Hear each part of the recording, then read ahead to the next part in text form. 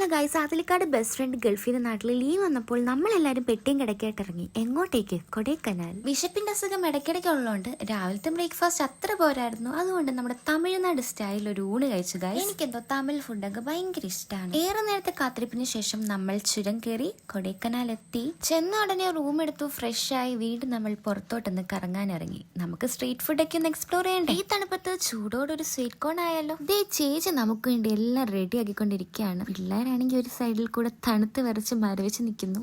ഞങ്ങളും അങ്ങനെ കണ്ണിക്കണ്ട സാധനമൊക്കെ വാങ്ങിച്ച് വെച്ചിട്ട് നമ്മളൊരു റെസ്റ്റോറൻറ്റിലോട്ട് പോയി. നമ്മളെല്ലാവരും പ്രതിജ്ഞ ചെയ്തായിരുന്നു വെജിറ്റേറിയൻ മാത്രമേ കഴിക്കുള്ളൂ, 3 ദിവസത്തേന് നോൺ വെജ് വേണ്ടാന്ന്. മെനു കാർഡ് കിട്ടിയപ്പോൾ തപ്പിത്തടഞ്ഞ് നമ്മൾ കുറച്ച് ഐറ്റംസ് ഒക്കെ ഓർഡർ ചെയ്തു. സുഷി, മഷ്റൂം നൂഡിൽസ്, പിന്നെ 2-3 വെറൈറ്റീസ് ഓഫ് ദോശ, പൊറോട്ട.